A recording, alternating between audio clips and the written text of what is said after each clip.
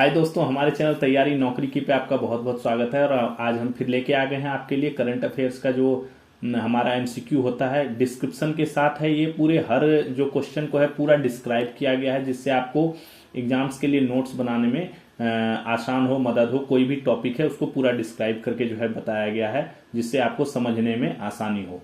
तो आप इससे नोट्स बनाइए। और चलिए हम अपने टॉपिक्स की ओर चलते हैं। अपने दोस्तों को शेयर कीजिए, इसको वीडियो को लाइक कीजिए और चैनल को हमारे सब्सक्राइब कर दीजिए। तो चलिए शुरू करते हैं। हमारा पहला क्वेश्चन है, करतारपुर कॉरिडोर भारत और किस देश के बीच एक वीजा मुक्त सीमा मार्ग है? करतारपुर कॉरिडोर की बात हो रही है, भारत और किस देश के बीच है जहां पे जाने के लिए वीजा नहीं लगता है, वीजा मुक्त सीमा मार्ग है? बांग्लादेश, नेपाल, पाकिस्तान, चीन। कौन सा है? तो उत्तर है इसका ग, पाकिस्तान। करतारपुर कॉरिडोर भारत और पाकिस्तान के बीच एक वीजा मुक्त सीमा मार्ग है। ये भारत और पाकिस्तान के बीच का एक वीजा फ्री जो है अपना सीमा, इंटरनेशनल बाउंड्री है, जो भारत के कहाँ, भारत के गुरदासपुर के डेरा बाबा नानक साहिब को पाकिस्तान के नरोवाल में करतारपुर गुरुद्वारे, जो भारत पाकिस्तान सीमा से लगभग 4.7 किलोमीटर दूर है, से जोड़ता है।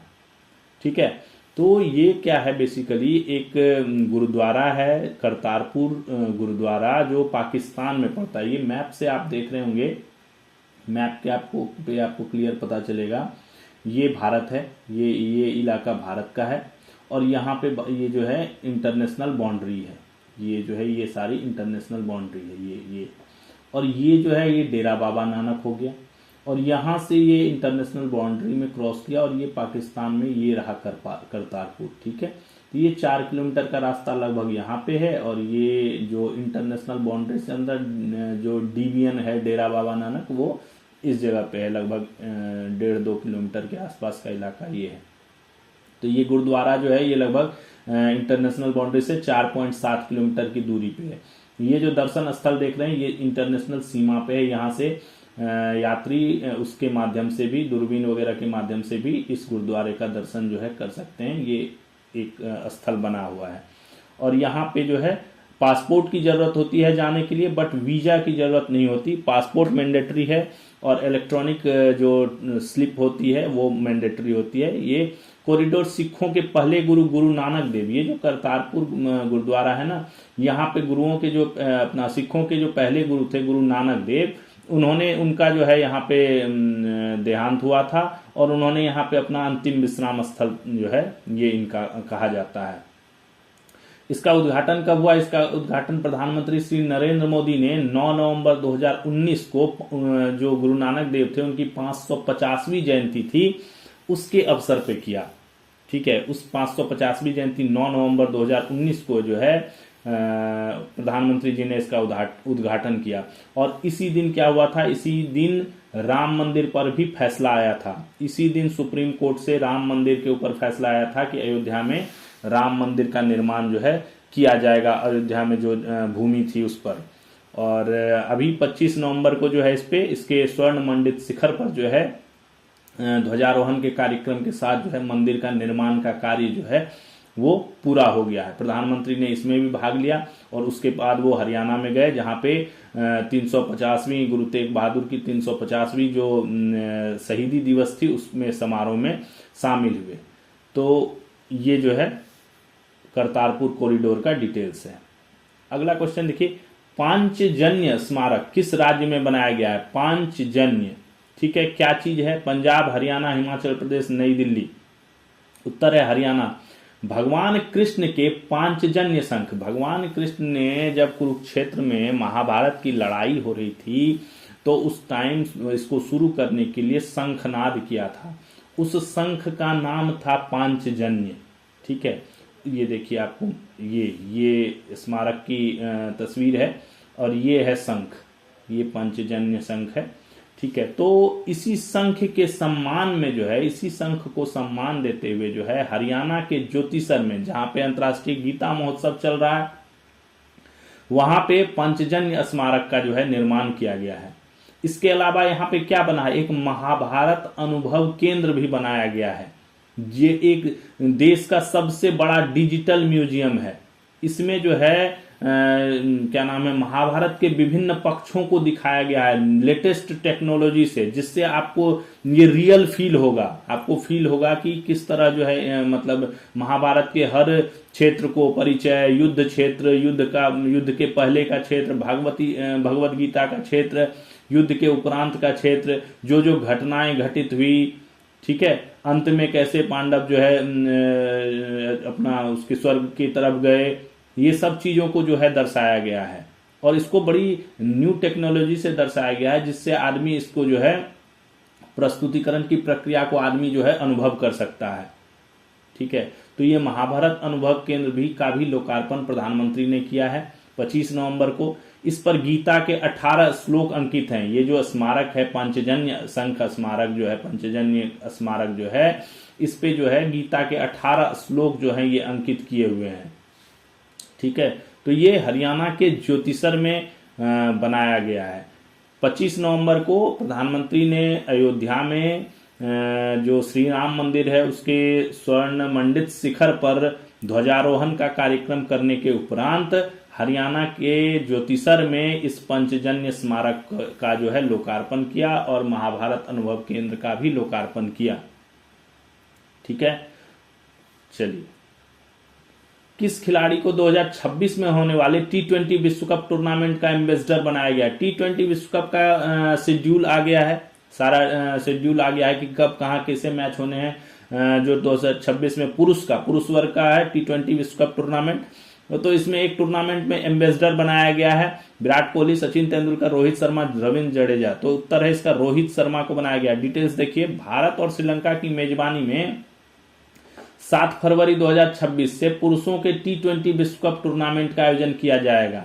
ठीक है, 7 फरवरी से शुरू होगा ये T20। जिनको क्रिकेट के शौकीन लोग जो है वो तैयार हो जाइए, T20 विश्व कप जो है ये जो है अब शुरू होने जा रहा है। बट हम तो जो विद्यार्थी लोग हैं उनको जो है पढ़ाई करनी है, वो इस T20 पे ज़्यादा ध्यान ना दे। हम तो उनके आंकड़ों को ध्यान रखेंगे, जिससे एग्जाम में जो है हमें क्वेश्चन आएगा और हम उसका जवाब देंगे। तो हमें तो ज़्यादा देखने का समय नहीं इसमें वेस्ट करना चाहिए, क्योंकि जो समय हम इसमें, ये लगभग 1 महीने चलेगा। 8 मार्च को लगभग इसका फाइनल होगा, 8 मार्च को, तो 1 महीने से ज़्यादा चलेगा। तो उस समय को हमें जो है उपयोग करना है, हमें इनमें जो है ज़्यादा समय अपना वेस्ट नहीं करना है, क्योंकि विद्यार्थी का एक एक क्षण जो है वो कीमती होता है।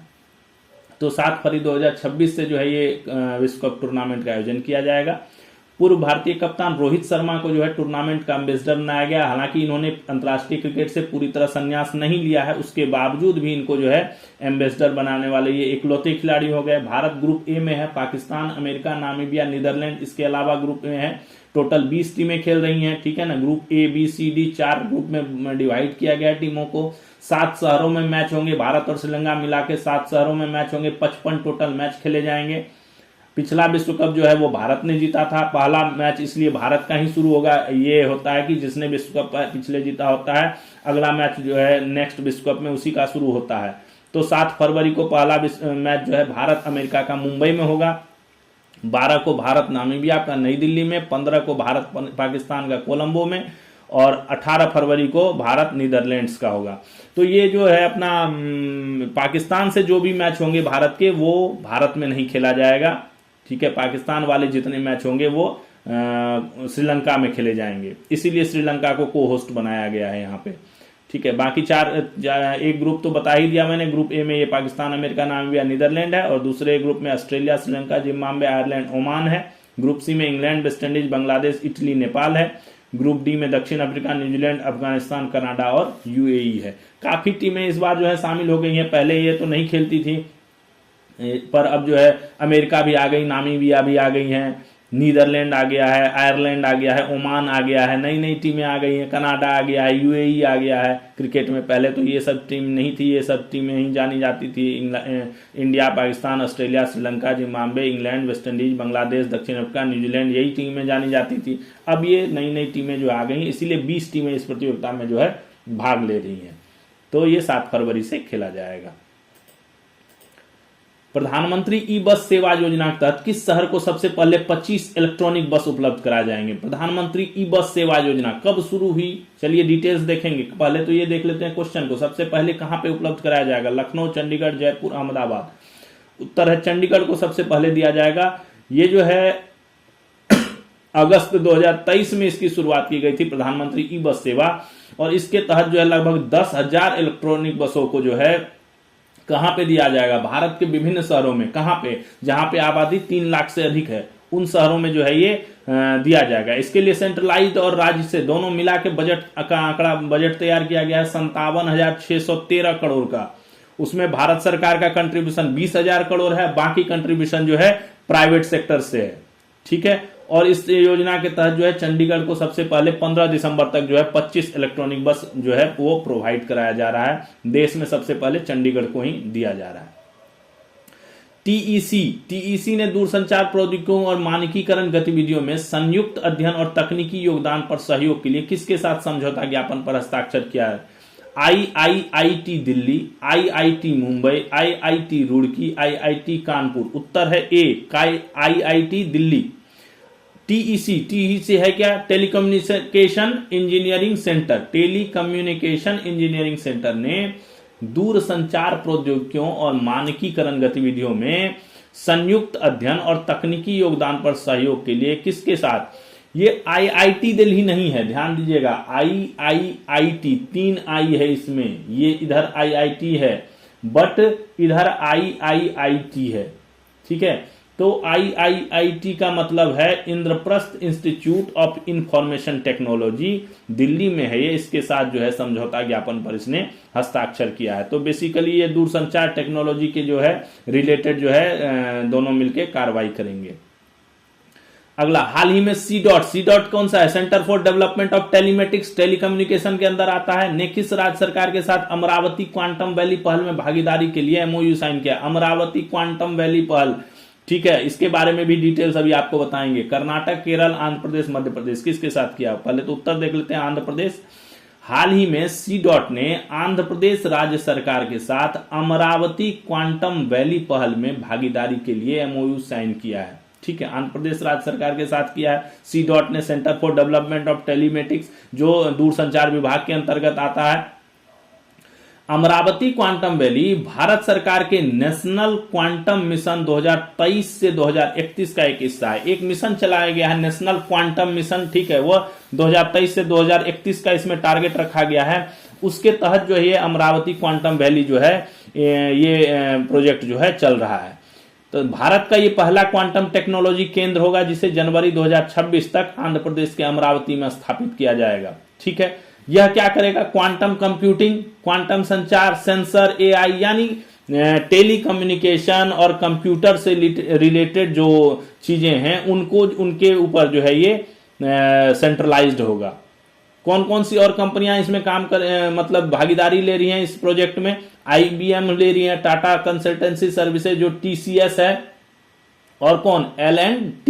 L&T जो है लर्सन एंड टार्बो जैसी कंपनियां जो है इसमें भागीदारी। ये आप देख रहे होंगे, ये है ये पूरा जो मानचित्र है, यहाँ पे जो बड़ा सा ये मानचित्र है, ये पूरा आंध्र प्रदेश का मानचित्र है, और इसमें ये वाला इलाका जो है ये है अमरावती। ठीक है, ये भारत के मानचित्र को आप देख रहे होंगे, यहाँ पे स्क्रीन पे भारत का मानचित्र है। इसमें ये पोर्शन जो है ये मानचित्र जो आपको ये बड़ा फॉर्म में मानचित्र दिख रहा है, ये है यहाँ पे आंध्र प्रदेश, और इसका जो ये लास्ट वाला इधर कॉर्नर वाला ये रेड हिस्सा है, ये है यहाँ पे अमरावती। ठीक है, national legal service authority NALSA का कार्यकारी अध्यक्ष कौन होता है? भारत के मुख्य न्यायाधीश होते हैं, सर्वोच्च न्यायालय के वरिष्ठ न्यायाधीश होते हैं, किसी उच्च न्यायालय के न्यायाधीश होते हैं, या राष्ट्रपति? कौन होता है? ये क्वेश्चन मैंने पहले भी पढ़ाया हुआ है नालसा के बारे में, नालसा के बारे में डिस्कस हो रखा है। चलिए बताइए, उत्तर होगा सर्वोच्च न्यायालय के वरिष्ठ न्यायाधीश, जो सबसे वरिष्ठतम न्यायाधीश होते हैं वो होते हैं ख नंबर।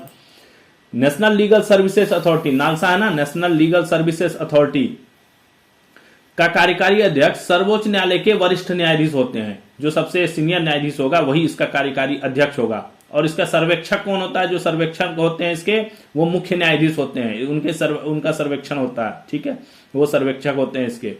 राष्ट्रपति द्रौपदी मुर्मू ने जस्टिस विक्रम नाथ, ये अभी सबसे सीनियर अपना न्यायाधीश हैं सर्वोच्च न्यायालय में, तो इनको जो है इसका जो है कार्यकारी अध्यक्ष जो है नियुक्त किया गया है। जस्टिस सूर्यकांत थे पहले, बट वो जो है अब मुख्य न्यायाधीश CJI बन गए हैं 53 में, तो उनके जाने के बाद जो है ये पद जो है खाली हो गया है। तो अभी जस्टिस विक्रमनाथ को जो है इनका कार्यकारी अध्यक्ष जो है बना गया। स्थापना इसकी 9 नवंबर 1995 को हुई। विधिक सेवा प्राधिकरण अधिनियम 1987 के तहत इसका मोटो है न्याय सबके लिए। काम क्या करती है ये? लीगल सर्विसेज प्रोवाइड कराती है। किसको? जरूरतमंदों को। उसमें चाहे बच्चे हों, बुजुर्ग हों, जो हिंसा से पीड़ित लोग हैं उनको, और भी इस टाइप की कैटेगरी में जो आते हैं उनको फ्री लीगल सर्विस जो है वो दिया जाता है। गरीबी रेखा से कम वाले जो है लोग, जो जिनके तक न्याय जो है अप्रोच करने में जिनको दिक्कत होती है, उन सबको जो है ये प्रोवाइड कराएगा। इसी क्रम में एक और डेवलपमेंट हुआ है। जो मुख्य न्यायाधीश ने जो है, जो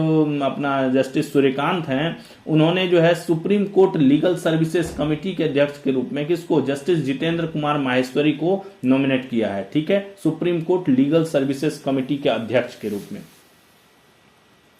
भारतीय सेना को पुराने इंसास राइफल की जगह इंडो रूस राइफल्स के तहत स्वदेशी स्टील से बनी राइफल दी जा रही है। इसका नाम क्या है? इंसास राइफल। एक ये राइफल है जो भारतीय सेना के पास है, इंसास नाम है उसका। तो अभी उसको जो है ना रिप्लेस किया जा रहा है। उसके जगह पे एक स्वदेशी स्टील से बना हुआ राइफल दिया जा रहा है। उसका क्या नाम है? शेर AK-203, शेर AK-56, शेर AK-200, शेर AK-100। ठीक है, उत्तर है शेर AK-203। राजस्थान में हाल ही में इंडो रूस राइफल के तहत स्वदेशी स्टील से बनी शेर AK-203 राइफल का सफल परीक्षण किया गया। इसका परीक्षण किया गया सक्सेसफुली। इसे सेना के जवानों को चरणबद्ध तरीके से इंसास राइफल की जगह पर दिया जाएगा। क्या किया जाएगा? इंसास राइफल को रिप्लेस करके फेज वाइज जो है सेना को दिया जाएगा। इसका निर्माण कहां हो रहा है? उत्तर प्रदेश के अमेठी में किया जा रहा है।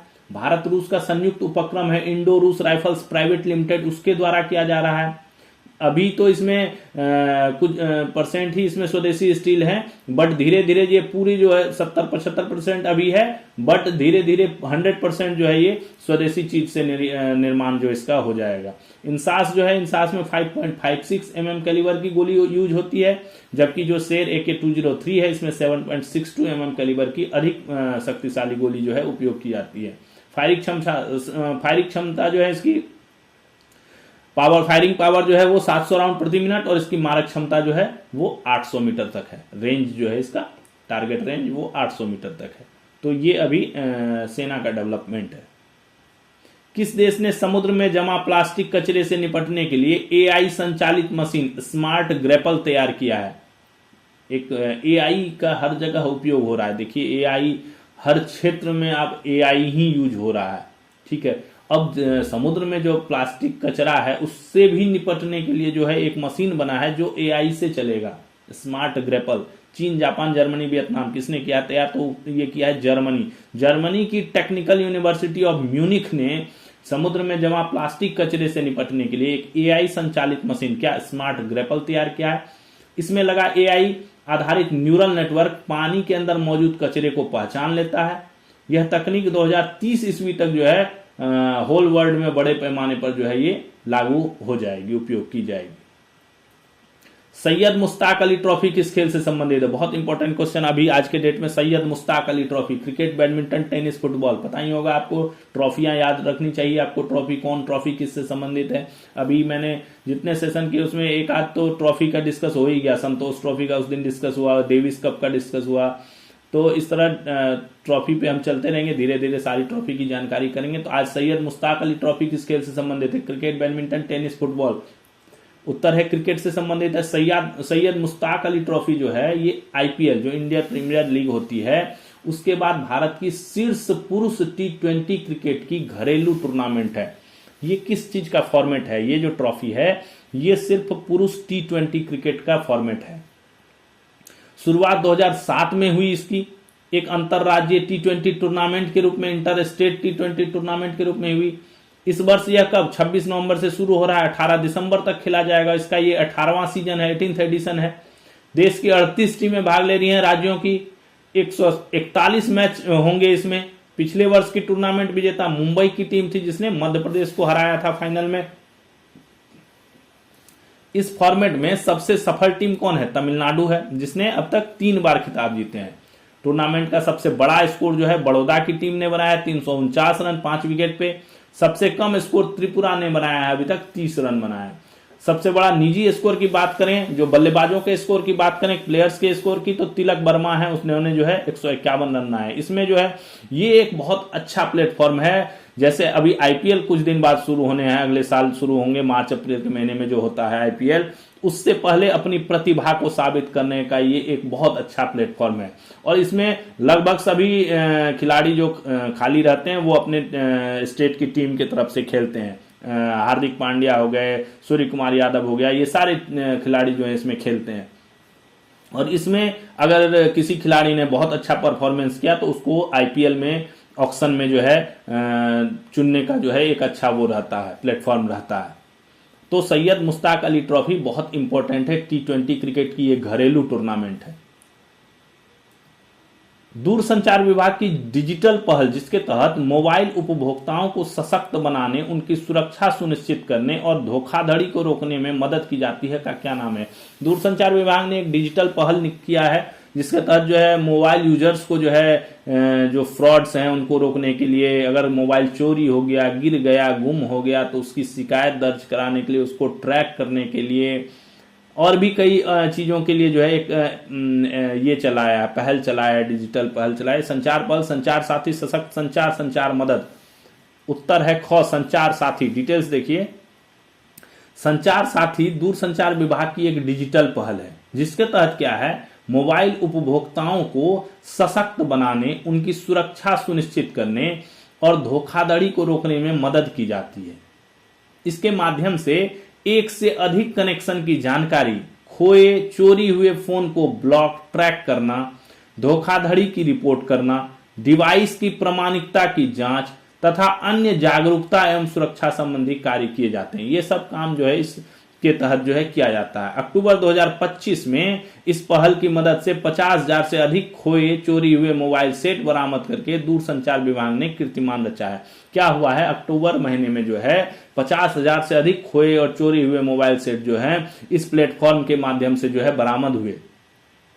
ठीक है, ये एक ऑनलाइन प्लेटफॉर्म है जिसपे जाके आदमी ये सब चीजें जो है कर सकता है। ठीक है, अपने कनेक्शन की जानकारी ले सकता है, खोए चोरी हुए फोन को ब्लॉक कर सकता है, ट्रैक कर सकता है, धोखाधड़ी का रिपोर्ट कर सकता है। डिवाइस, आप किसी से ओल्ड डिवाइस लेते हैं, खरीद बिक्री करते हैं, तो उसके IMEI नंबर से जाके जो है डिवाइस की वैलिडिटी जान सकता है, प्रमाणिकता जान सकता है, ऑथेंटिसिटी जान सकता है।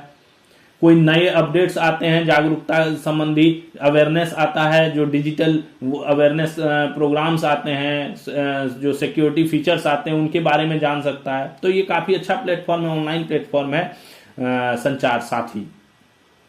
तो अभी अक्टूबर में जो है दूरसंचार विभाग ने इसके तहत इसी प्लेटफॉर्म के अंडर में जो है 50,000 से अधिक जो है फोन सेट वो बरामद कर लिया, और टोटल जो है ये आंकड़ा 7 लाख पार कर गया है। देश भर में अब तक जो है टोटल 7 लाख फोन जो है बरामद हो गए। इसमें सबसे अधिक आगे कर्नाटक एवं तेलंगाना राज्य है, जिन्होंने 1 लाख से अधिक जो है मोबाइल फोन बरामद किए हैं। महाराष्ट्र तीसरे नंबर पे है, उसने 80,000 लगभग जो है बरामद किए हैं।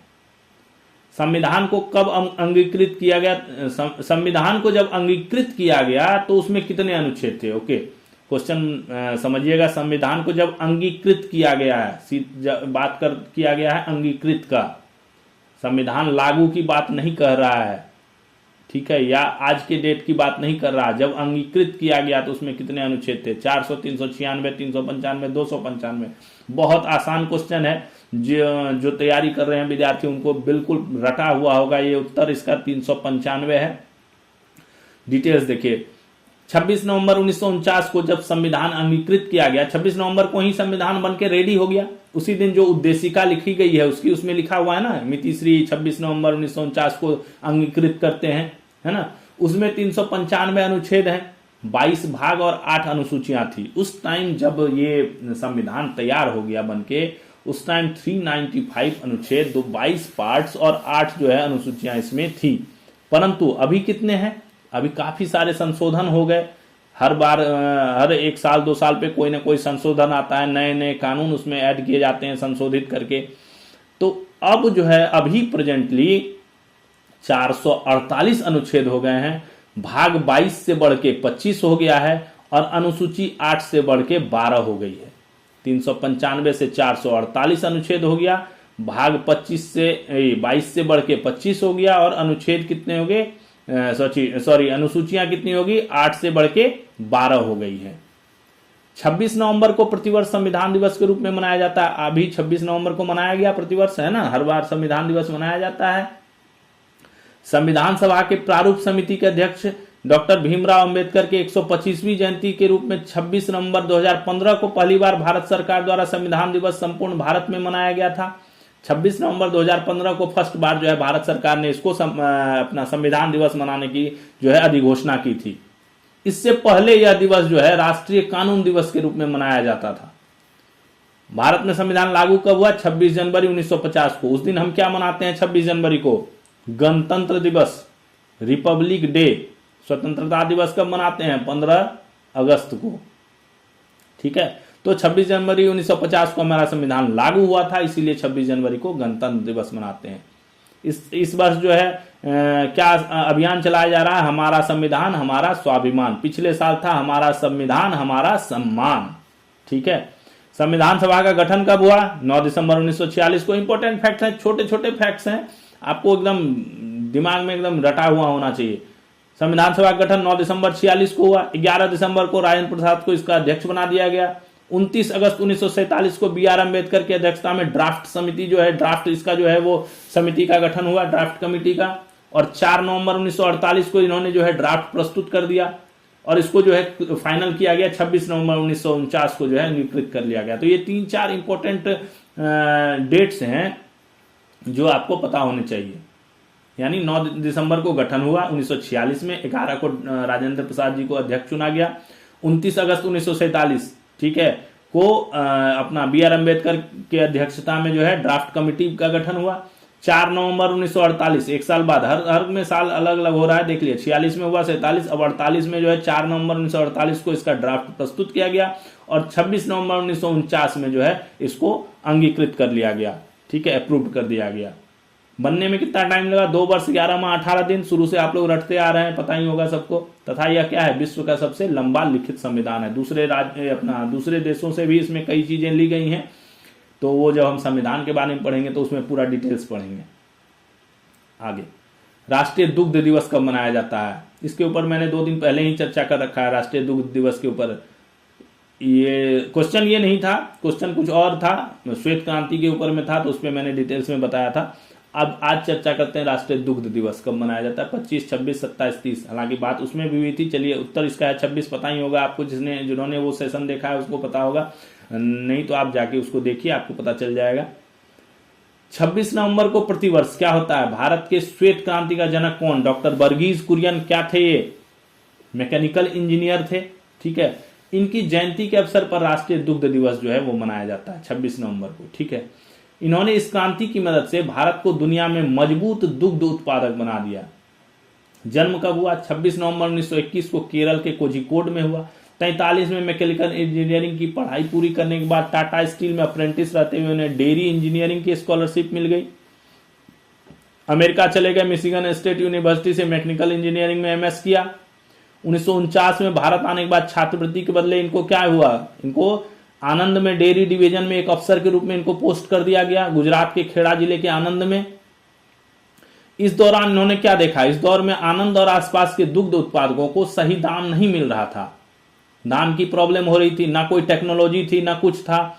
तो क्या किया, इसके उपरांत स्थानीय नेता त्रिभुवन दास के साथ मिलकर इन्होंने खेड़ा जिला सहकारी दुग्ध उत्पादक संघ बनाया, जो आगे चलकर आनंद मिल्क यूनियन लिमिटेड बना। अमूल, अमूल का फुल फॉर्म है आनंद मिल्क यूनियन लिमिटेड, अमूल, ठीक है। तो खेड़ा जिला सहकारी दुग्ध उत्पादक संघ उस टाइम नाम था, बाद में आनंद मिल्क यूनियन लिमिटेड नाम हो गया इसका। 1955 में इसका अमूल बटर लॉन्च हुआ। उस टाइम प्रधानमंत्री थे लाल बहादुर शास्त्री, उनसे काफी प्रभावित हुए। इन्होंने इस मॉडल को क्या कहा, पूरे देश में लागू करो। उसके बाद ही जो है 1965 में national dairy development board, national राष्ट्रीय डेयरी विकास बोर्ड का जो है गठन हुआ। डॉक्टर वर्गीज कुरियन इसके पहले अध्यक्ष बने, चेयरमैन बने। 1970 में ऑपरेशन फ्लड चलाया गया, जिसे इन्हें देश भर में मिल्कमैन के नाम से मशहूर किया गया, ठीक है। 64 में इन्हें सामुदायिक नेतृत्व के लिए रेमन मैग्सेसे पुरस्कार दिया गया, 64 में इनको रेमन मैग्सेसे मिला। 65 में पद्मश्री मिला, 66 में पद्म भूषण मिला, 1999 में पद्म विभूषण मिला। तो काफी डेकोरेटेड अवार्ड्स जितने नागरिक सम्मान हैं सारे इनको प्राप्त हुए। 9 सितंबर 2012 को इनका जो है निधन हुआ गुजरात में। इस वर्ष इनकी कितनीवीं जयंती है? 104वीं जयंती है। ये दुग्ध दिवस के अवसर पर जो है 104वीं जयंती है। इस बार क्या हुआ है? श्वेत क्रांति 2.0 की भी शुरुआत की गई है। ठीक है, व्हाइट रिवॉल्यूशन 2.0 की शुरुआत की गई है। लक्ष्य क्या है? 75,000 नई डेयरी सहकारिता समितियां बनाना। दुग्ध संग्रह क्षमता को कितना? 1,007 लाख किग्रा पर दिन करना तथा 3 मल्टी स्टेट सहकारी समितियों की स्थापना करना इसका टारगेट है। तो ये था नेशनल मिल्क डे। राष्ट्रमंडल खेल 2030 की मेजबानी किस देश को प्राप्त हुई? किसको प्राप्त हो गई? बहुत खुशी की बात है। Bharat, America, Germany, Japan. किसको मिला? तो पता ही होगा, भारत को। प्रधानमंत्री जी, राष्ट्रपति सभी ने जो है भारत को बधाई दी है इसकी। भारत ने राष्ट्रमंडल खेल 2030 की मेजबानी की बोली जीत ली है। यह इस खेल का 24वां संस्करण होगा। इससे पहले भी भारत में राष्ट्रमंडल खेल का आयोजन किया गया है। कब किया गया है? 2010 में नई दिल्ली में किया गया था। कॉमनवेल्थ गेम्स, नाम सुने होंगे, कॉमनवेल्थ गेम्स। राष्ट्रमंडल खेल हिंदी है उसका। कॉमनवेल्थ गेम्स का आयोजन किया गया था 20 साल पहले 2010 ईस्वी में नई दिल्ली में। ठीक है, अहमदाबाद को इसका जो है मेजबान शहर घोषित किया गया। ठीक है, 2010 में नई दिल्ली में इन गेम्स का आयोजन। 1930 में शुरू हुआ यह आयोजन। हर 4 साल पर जो है ये आयोजित किया जाता है। 1930 से शुरू हुआ है और हर 4 साल पे जो है अपना इसका आयोजन किया जाएगा। ठीक है, 2030 में होगा आयोजन, ध्यान रखिएगा। 20 साल 2010 में नई दिल्ली में किया था, 20 साल बाद 2030 में इसका जो है मेजबानी भारत करेगा। तो यानी इसकी तैयारियां तो अभी से करनी पड़ती है, काफी तैयारियां करनी पड़ती है इसमें। 2010 में जब नई दिल्ली में हुआ था तो उस टाइम नई दिल्ली में काफी तैयारियां हुई थी। क्वार्टर्स बने थे खिलाड़ियों के रहने के लिए, स्टेडियम उसको तैयार किया गया था। तो काफी पैसा भी इसके लिए, अलग से बजट भी आवंटित किया जाता है। तो काफी पैसा जो है इसमें खर्च होता है। चलिए, Safran aircraft engine services India सुविधा केंद्र कहां शुरू किया गया? हैदराबाद, कोयम्बटूर, बेंगलोर, नई दिल्ली। कल के सेशन में डिस्कस हुआ था साफरान। साफरान किसकी कंपनी है? कहां की कंपनी है? फ्रांस की कंपनी है साफरान एयरक्राफ्ट इंजन। इसका एयरक्राफ्ट इंजन सर्विसेज इंडिया के नाम से ये इसने जो है सुविधा केंद्र यहाँ कहां पे शुरू किया? हैदराबाद, कोयम्बटूर, बेंगलोर, नई दिल्ली। तो हैदराबाद में शुरू हुआ है। Safran aircraft engine services India सुविधा केंद्र का उद्घाटन किसने? प्रधानमंत्री जी ने 26 नवंबर को कर दिया है। कहां पे? हैदराबाद में। यह केंद्र भारत को क्या करेगा? वैश्विक रखरखाव करेगा। किसकी? विमानों की। एयरबस A330, ठीक है, बोइंग 737 जो विमान है हमारे पास, उनका रखरखाव, मरम्मत करेगा, ओवरहॉल करेगा। यानी MRO, मैनेजमेंट, रिपेयर, ओवरहॉलिंग। ठीक है, इस केंद्र के रूप में इसकी स्थापना की गई है। यह लीडिंग एज एविएशन प्रोपल्सन इंजनों के लिए है जो एयरबस इतना और इतना में प्रदान करते हैं। एयरबस A320 और बोइंग 737 को जो है शक्ति प्रदान करते हैं, उन इंजनों के लिए है।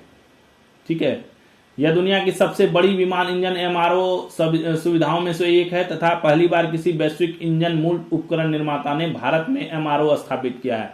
दुनिया का सबसे बड़ा विमान इंजन MRO है ये, फ्रांस का जो साफरान है। और ये भारत में पहला है, किसी वैश्विक इंजन ने जो है, मूल उपकरण निर्माता ने जो है भारत में इसको स्थापित किया है। यह फ्रांस की कंपनी है।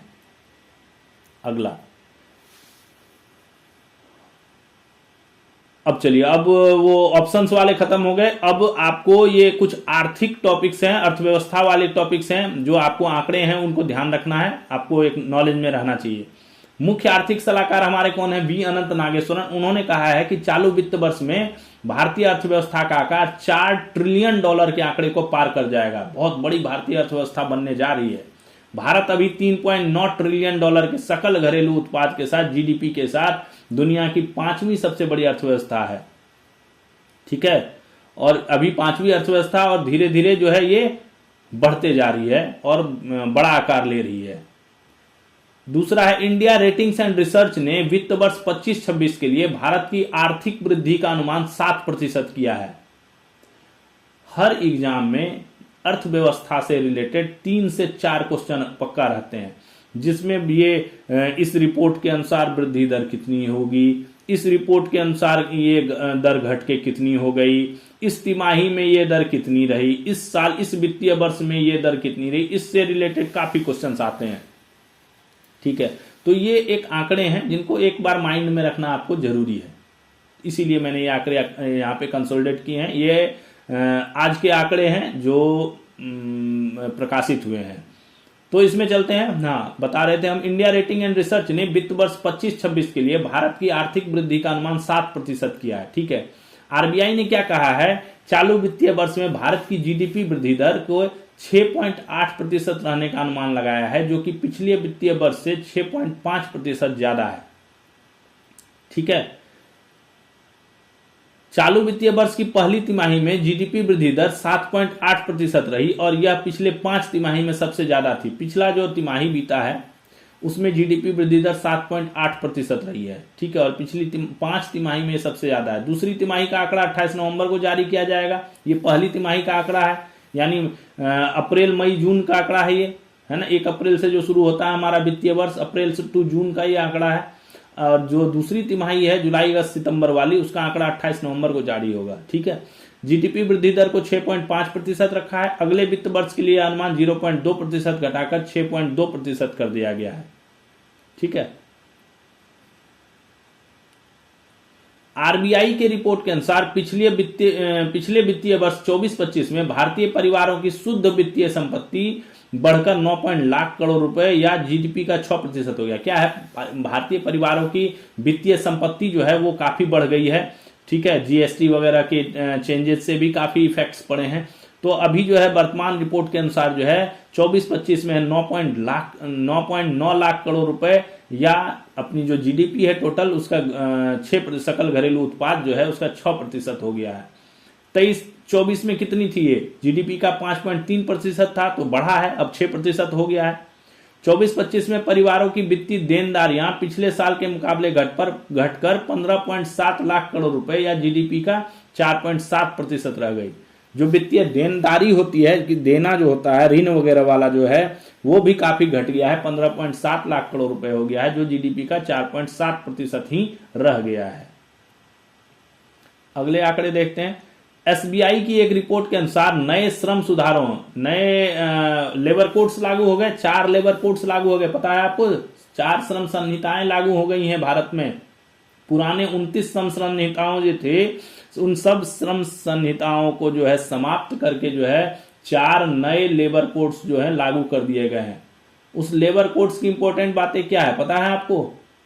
एक समान वेतन, वर्किंग आवर डिफाइन किया गया है, फिक्स टर्म एम्प्लॉयमेंट को डिफाइन किया गया है। अगर आपको डिटेल्स नहीं पता तो आप हमारे चैनल पे जाइए और इसका पूरा वीडियो एकदम क्लियर बनाया हुआ है कि क्या क्या अमेंडमेंट्स हुए हैं, क्या इंपॉर्टेंट फैक्ट्स जोड़े गए हैं, क्या प्रभाव पड़ेगा इस पे। उसका वीडियो इसी नाम से है, न्यू लेबर कोड करके है, न्यू लेबर कोड 2025 करके है, आप उसको देखिए। उसमें सारा चीज आपको क्लियर हो जाएगा क्या क्या चीजें अमेंड हुई हैं श्रमिकों के लिए। तो इस एसबीआई ने एक रिपोर्ट में कहा है कि ये जो नए श्रम सुधार लागू हुए हैं इससे बेरोजगारी दर में जो है 1.3% की कमी आ सकती है। और इससे क्या होगा, 77 लाख नए रोजगार जो है रिक्रूटमेंट्स जो है वो उत्पन्न होंगे। एसबीआई का यह आकलन 15 साल और उससे ज्यादा उम्र के लोगों के मौजूदा श्रम बल भागीदारी 60.1% और ग्रामीण व शहरी इलाकों के औसत काम करने वाली आबादी 70.7% पर आधारित है। 2 चीजों का इन्होंने आधार बनाया है। पहला क्या बनाया, 15 साल से उससे ज्यादा के उम्र के जो लोग हैं उनकी श्रम बल भागीदारी यानी वर्किंग में कितनी उनकी हिस्सेदारी है, 60.1%। और जो ग्रामीण व शहरी इलाकों में औसत काम करने वाली आबादी है वो कितनी है, 70.7%। इन्हीं को कैलकुलेट करके इन्होंने जो है ये आंकड़े निकाले हैं। हाल ही में 25,060 करोड़ रुपए के निर्यात प्रोत्साहन मिशन में जमीन से घिरे हुए राज्यों को निर्यात में अपनी प्रतिस्पर्धा बढ़ाने में मदद मिलेगी। एक निर्यात प्रोत्साहन मिशन सरकार ने शुरू किया है, उसके लिए बजट आवंटित किया गया है 25,060 करोड़ रुपए। इसके तहत क्या हुआ, जमीन से जो घिरे हुए राज्य हैं उनको निर्यात की प्रतिस्पर्धा बढ़ाने में मदद मिलेगी। ठीक है, जो बंदरगाह से जुड़े हुए नहीं है, मध्य प्रदेश, छत्तीसगढ़, हरियाणा, झारखंड, तेलंगाना, ये सब चीजें, ये जो है ये सब जमीन से घिरे हुए राज्य हैं, तो इनको जो है निर्यात में प्रतिस्पर्धा बढ़ाने में जो है काफी हेल्प करने के लिए ये जो है पैसा आवंटित किया गया है इस मिशन के तहत। सरकार अब क्या कर रही है, भारत एनसीएपी 2.0, एनसीएपी गाड़ी आप खरीदते हैं, कार खरीदने से पहले देखते हैं लोग एनसीएपी। ठीक है, एनसीएपी जो है ये एक प्रोग्राम है न्यू कार असेसमेंट प्रोग्राम, ठीक है, ये 2.0 शुरू करने जा रही है। इसमें क्या हुआ, कार का ना असेसमेंट किया जाता है, क्रैश टेस्टिंग की जाती है और सुरक्षा के हिसाब से उसको रेटिंग दी जाती है 1 से 5 तक। आप लोग ऐड देखते हैं, कहते हैं 5 star and CAP ratings, 5 star and 4 star and CAP ratings. तो उसका मतलब क्या है, उसका मतलब यही है, उसको जो है कार को जो है क्रैश टेस्ट में जो है पास किया गया है और क्रैश टेस्ट में उसको जो है एक रेटिंग दी जाती है कि जितने मानकों पे वो खरा उतरता है उस हिसाब से उसको रेटिंग दी जाती है कि ये 1 स्टार वाला है कि 5 स्टार वाला है। ये पहले से चल रही थी प्रक्रिया, लेकिन भारत सरकार ने इसमें अब अमेंडमेंट कर दिया है, 2.0 ले आया है, जिसमें 5 क्रैश टेस्ट पास करना जो है वो मैंडेटरी हो गया है। 5 उसमें जो है तरह के क्रैश टेस्ट हैं, अगर वो कार वो पास करती है तो उस कार को 5 स्टार रेटिंग मिलेगा, ठीक है। तो ये भारत सरकार की नई जो है योजना शुरू हुई है, NCAP 2.0। नासा एक हाईटेक रोवर बना रहा है। नासा क्या कर रहा है, हाईटेक रोवर का वो क्या करेगा, चांद व मंगल की सतह पर चल सके एक वाहन टाइप का एक बना रहा है जो क्या करेगा, चांद और मंगल की सतह पर चल सके। इसने इनमें से एक रोवर वाहन रेसर, 2 अंतरिक्ष यात्री और भारी सामान ले जा सका है। एक वाहन बना रहा है रोवर वाहन, जिसको नाम दिया गया है रेसर, वो इस हिसाब से डेवलप किया जा रहा है जिससे 2 अंतरिक्ष यात्री और काफी सारा सामान जो है उससे जो है वो जा सके। तो ये नासा अभी इस पे जो है वर्क कर रहा है रेसर पे। गावी क्या है, द वैक्सीन अलायंस है, एक वैक्सीन की कंपनी है गावी, द वैक्सीन अलायंस नाम से इसका टैगलाइन है, द वैक्सीन अलायंस। गावी लिखा रहता है, उसके नीचे में द वैक्सीन अलायंस लिखा रहता है। और यूनिसेफ ने जो है 24 नवंबर को क्या किया है, मलेरिया हेतु सस्ते मूल्य के वैक्सीन बनाने हेतु समझौता किया है। मलेरिया के लिए सस्ता वैक्सीन बनाने का इन्होंने समझौता किया है। इस समझौते से क्या होगा, प्रति वैक्सीन डोज की भविष्य कीमत जो है घटकर $2.99 लाख हो जाएगी। आज के डेट में भी मलेरिया से प्रति साल मरने वाले बच्चों की संख्या 5 लाख है, ठीक है, काफी ज्यादा मात्रा है विश्व में। अगर पूरे विश्व की बात करें तो यूनिसेफ और गावी ने जो है इसके लिए जो है कोलैबोरेशन किया है कि इसके जो है सस्ते मूल्य के वैक्सीन बनाए जाए, जिससे जो है लोगों को, बच्चों को जो है दिक्कत ना हो। राष्ट्रीय महिला आयोग ने महिलाओं की सुरक्षा को मजबूत करने और आपातकालीन स्थितियों में तुरंत सहायता हेतु एक नया हेल्पलाइन नंबर लॉन्च कर दिया है। राष्ट्रीय महिला आयोग ने एक महिलाओं के लिए हेल्पलाइन नंबर लॉन्च किया है 14490, ठीक है, 14490 इजी एक्सेस नंबर है, 24/7 सक्रिय रहेगा। इस पे कॉल करके महिलाएं डायरेक्टली जो उनकी हेल्पलाइन है उनसे कनेक्ट होंगी और अपनी जो आपातकालीन स्थिति है, किसी सलाह लेना है, कानूनी सलाह लेना है, हिंसा के बारे में रिपोर्ट करना है, सुरक्षा के बारे में रिपोर्ट करना है, उन सब चीजों की तुरंत रिपोर्ट करेगी और इस पर तुरंत एक्शन लिया जाएगा। 24/7 जो है ये वर्किंग रहेगा। 5वां खेलो इंडिया यूनिवर्सिटी गेम्स, ये विश्वविद्यालय का गेम होता है, 24 नवंबर 2025 को शुरू हो रहा है। कहाँ पे, सवाई मानसिंह स्टेडियम जयपुर में शुरू हो गया है, ठीक है। इसमें क्या होता है, ये एक विश्वविद्यालय स्तर का सबसे बड़ा जो है वो है खेल है, प्रतियोगिता है। इसमें 230 से अधिक विश्वविद्यालय के 5000 से अधिक प्रतिभागी भाग लेते हैं।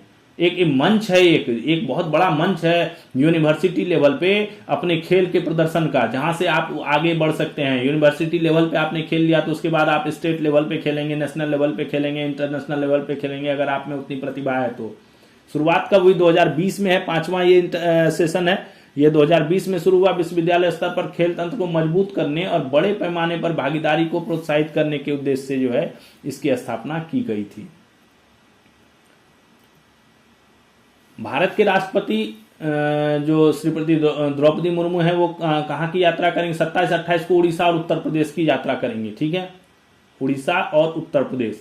उड़ीसा में विधानसभा के सदस्यों को ये संबोधित करेंगी भुवनेश्वर में 27 को, और 28 को लखनऊ में क्या करेंगे, ब्रह्म कुमारीज का वार्षिक थीम 2025-26 है क्या, विश्व एकता और भरोसे के लिए ध्यान, ठीक है। ब्रह्म कुमारीज का वार्षिक थीम 2025-26 के शुभारंभ समारोह में ये जो है भाग लेंगी। क्या है थीम, विश्व एकता और भरोसे के लिए ध्यान।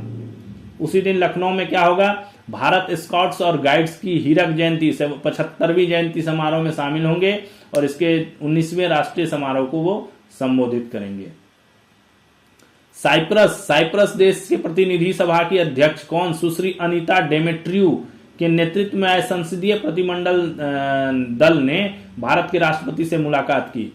साइप्रस की प्रतिनिधि सभा की अध्यक्ष हैं सुश्री अनीता डेमेट्रो। ये साइप्रस की प्रतिनिधि सभा की पहली महिला और सबसे युवा अध्यक्ष हैं। साइप्रस के साथ भारत के संबंध बहुत अच्छे हैं और उसी के तहत इसके जो है संसदीय प्रतिनिधिमंडल दल जो है वो भारत में आया है। इन्होंने राष्ट्रपति से मुलाकात की। ये हमारी संसदीय कार्रवाई की जो है देखेगी और उससे जो है अपने जो है रिपोर्ट्स बनाएगी। उपराष्ट्रपति ने दिल्ली विधानसभा में संविधान दिवस समारोह के दौरान श्री विट्ठल भाई पटेल की केंद्रीय विधानसभा का पहला निर्वाचित भारतीय अध्यक्ष बनने की 100वीं वर्षगांठ पर भारत की विधायी यात्रा के बारे में एक कॉफी टेबल पुस्तक का विमोचन किया। उपराष्ट्रपति ने किया है ये। भारत सरकार द्वारा sintered rare earth permanent magnet के विनिर्माण को बढ़ावा देने के लिए 7,280 करोड़ की योजना को सैंक्शन किया है।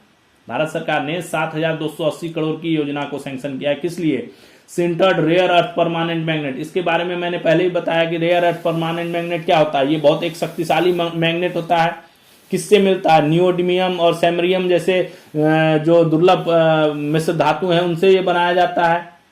ठीक है। इनका उपयोग कहां होता है? इलेक्ट्रिक वाहनों में, नवीकरणीय ऊर्जा में, एरो स्पेस में, इलेक्ट्रॉनिक्स में, डिफेंस के इक्विपमेंट्स में।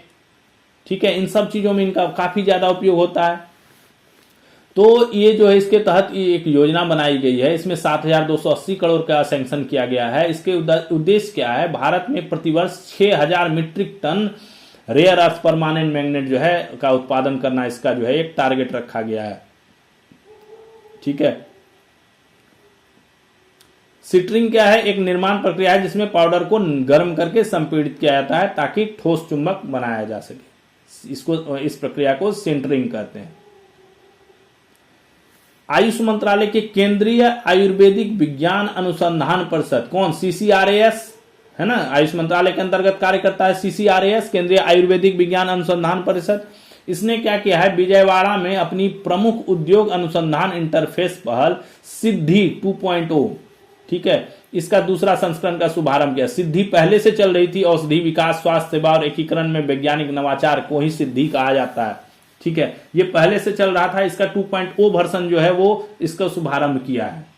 2 दिवसीय राष्ट्रीय सम्मेलन का आयोजन किसने किया? क्षेत्रीय आयुर्वेद अनुसंधान संस्थान विजयवाड़ा द्वारा भारतीय उद्योग परिसंघ विजयवाड़ा क्षेत्र के सहयोग से किया गया। CCRAS ने उद्घाटन समारोह के दौरान अपना औषधीय ऐतिहासिक प्रकाशन भारत में आयुर्वेद, सिद्ध और यूनानी औषधि विनियमों का विकास और औषधि सूची प्रबंधन प्रणाली पोर्टल भी जारी किया। सम्मेलन को आयुर्वेद के वैज्ञानिक, औद्योगिक और वाणिज्यिक इकोसिस्टम को आगे बढ़ाने वाले एक प्रमुख राष्ट्रीय मंच के रूप में स्थापित किया गया है। तो बेसिकली ये अपनी जो पारंपरिक चिकित्सा प्रणाली है उसको डेवलप करने, उसको वैश्विक स्तर तक पहुंचाने के लिए जो है ये कार्रवाई की जाती है। ये आयुष मंत्रालय के अंतर्गत केंद्रीय आयुर्वेदिक विज्ञान अनुसंधान संस्थान जो है वो करता है। व्यापार और आर्थिक सहयोग पर भारत स्लोवेनिया ठीक है का 10वां सत्र नई दिल्ली में आयोजित हुआ। ठीक है। इसका 10वां सत्र सेशन जो है वो नई दिल्ली में खत्म हुआ। भारत स्लोवानिया संयुक्त समिति JCTIEC, ठीक है, इसकी सह-अध्यक्षता किसने की? वाणिज्य और उद्योग मंत्रालय के संयुक्त सचिव श्री साकेत कुमार तथा स्लोवानिया के विदेश और यूरोपीय मामलों के मंत्रालय के आर्थिक, सांस्कृतिक और वैज्ञानिक कूटनीति के महानिदेशक श्री पीटर जापेलज ने इसकी जो है अध्यक्षता की। ये एक मीटिंग जो है भारत स्लोवानिया के बीच जो है संपन्न हुआ। रक्षा मुख्यालय प्रशिक्षण संस्थान, कौन? DHTI, ठीक है, डिफेंस हेडक्वार्टर ट्रेनिंग इंस्टीट्यूट ने 26 नवंबर 2025 को नई दिल्ली में राष्ट्रीय प्रत्यक्ष कर अकादमी NADT जो है नागपुर और वीवी गिरी राष्ट्रीय श्रम संस्थान कहां पे? नोएडा के साथ समझौता ज्ञापन जो है हस्ताक्षर किया, MOU साइन किया है इनसे। किसने? DHTI ने, डिफेंस हेडक्वार्टर ट्रेनिंग इंस्टीट्यूट ने, NADT और VVGNLI के साथ। यह भारत के सार्वजनिक क्षेत्र के प्रशिक्षण पारिस्थितिकी तंत्र में अंतर संस्थागत सहयोग को सुदृढ़ करने की दिशा में एक महत्वपूर्ण पहल है। ठीक है। इन समझौतों का उद्देश्य क्या है? प्रशिक्षण, ट्रेनिंग इंस्टीट्यूट से तो प्रशिक्षण से रिलेटेड होगा, अनुसंधान, ठीक है, खोजबीन, प्रशासनिक समन्वय एवं क्षमता विकास के क्षेत्र में सहयोग को गहरा करना है। और साथ ही क्या करना है? सरकारी प्रशिक्षण संस्थानों के बीच संसाधनों के सर्वोत्तम उपयोग व सतत ज्ञान विनिमय को प्रोत्साहित करना इसका काम है। रक्षा मंत्री राजनाथ सिंह 27 नवंबर को क्या करेंगे? इंडोनेशिया के रक्षा मंत्री श्री सजाफरी सजाम सोइद्दीन से साथ तीसरे भारत इंडोनेशिया रक्षा मंत्रियों की बातचीत की अध्यक्षता करेंगे। ठीक है, इंडोनेशिया के रक्षा मंत्री अभी भारत की यात्रा पे हैं 27-28 नवंबर को। ठीक है, भारत की यात्रा पे हैं रक्षा मंत्री श्री सजाफरी सजाम सोइद्दीन। ठीक है, तो इनके बीच जो है तीसरा भारत इंडोनेशिया डिफेंस मिनिस्टर्स जो है टॉक होगा, उसकी अध्यक्षता कौन करेंगे? को अध्यक्षता करेंगे रक्षा मंत्री Rajnath Singh. Bharat internet governance forum IIGF, India internet governance forum, internet, ठीक है, का 5वां संस्करण 27 से 28 नवंबर को नई दिल्ली में आयोजित होगा। ये इसका 5वां एडिशन यानी 5th एडिशन जो है वो 27 से 28 नवंबर को कहां पे होगा? नई दिल्ली में, इंडिया इंटरनेट गवर्नेंस फोरम का, भारत इंटरनेट गवर्नेंस फोरम का। इस वर्ष का विषय इसका रखा गया है समावेशी और टिकाऊ विकसित भारत में इंटरनेट केंद्रित शासन को बढ़ावा देना। सब इंटरनेट पे आधारित हो रहा है आजकल, तो उसी को बढ़ावा देने के लिए जो है इसको इस बार का विषय यही रखा गया है। चर्चाएं 3 प्रमुख विषयों पर होगी। ये तो मेन विषय हो गया, इसके उप प्रमुख विषय उप विषय होंगे, 3 उप विषय हैं, उन पे जो डिस्कशन होगा वो है समावेशी डिजिटल भविष्य, सुदृढ़ और टिकाऊ विकास के लिए डिजिटल अवसंरचना, और लोगों, धरती तथा प्रगति के लिए AI। फिर AI आ गया, AI के साथ AI जो है वो अभी साथ नहीं छोड़ सकता। हर चीज में जहां पे कोई भी मीटिंग होगा वहां AI पर डिस्कशन होगा ही, जिसमें AI के सुरक्षित, जिम्मेदार और सार्थक उपयोग पर ध्यान देना केंद्रित है। तो बेसिकली AI से रिलेटेड ही ये कॉन्फ्रेंस होने जा रहा है, जिसमें इंटरनेट गवर्नेंस फोरम जो है भारत की, वो इसको आयोजन करेगी। और ये समावेशी और टिकाऊ विकसित भारत में इंटरनेट केंद्रित शासन को बढ़ावा देने पर चर्चा होगी। जल शक्ति मंत्रालय क्या कर रहा है? 28-29 नवंबर को क्या आयोजित कर रहा है? शिखर सम्मेलन का आयोजन कर रहा है। उसका नाम क्या दिया गया है? सुजलाम भारत विजन।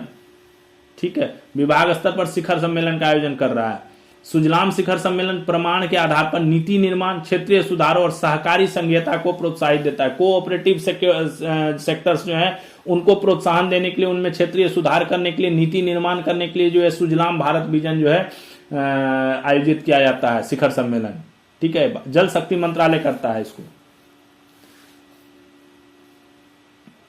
ये हो गया भारत इंटरनेट गवर्नेंस फोरम, ये हो गया 5वां संस्करण जो आयोजन होगा।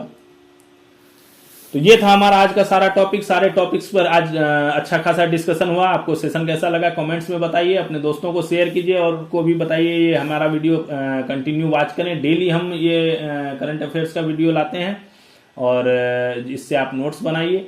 ठीक है, चैनल को लाइक कीजिए, सब्सक्राइब कीजिए, और हम फिर कल मिलेंगे नए सेशन के साथ, नई चीज़ों के साथ। तब तक अपनी तैयारी को जारी रखिए, प्रयास करते रहिए। कई सारे फॉर्म्स निकले हुए हैं, बहुत विभागों में काफ़ी सारी वैकेंसियां आई हुई हैं। मैंने वीकली अपडेट मेरे चैनल पे आते रहता है, आप उसको भी देखिए, जिसमें आपको सारे जॉब्स की जानकारी रहेगी। जो भी भारत में गवर्नमेंट जॉब्स निकली हैं उनके बारे में डिटेल्स उसमें लिखा हुआ रहता है, और उसके लिंक भी दिए रहते हैं। तो आप उस वीडियो को, वीकली संडे को आता है वो वीडियो, और आप उस वीडियो को जरूर देखिए। उसमें लिखा रहता है गवर्नमेंट जॉब्स डिटेल्स करके एक वीडियो आता है, तो उसको आप जरूर देखिए। ठीक है, उससे आपको जो आप एग्जाम्स की तैयारी करते हैं उसमें फॉर्म वगैरह कभी छूट जाता है, मिस हो जाता है, तो उसको भरने में आपको उससे आसानी होगी। आपको पता चल जाएगा कि क्या निकला है, क्या नहीं निकला है, किसका डेट कब तक है। ठीक है, फिर हम कल मिलेंगे नए सेशन के साथ। तब तक के लिए आपको जय हिंद,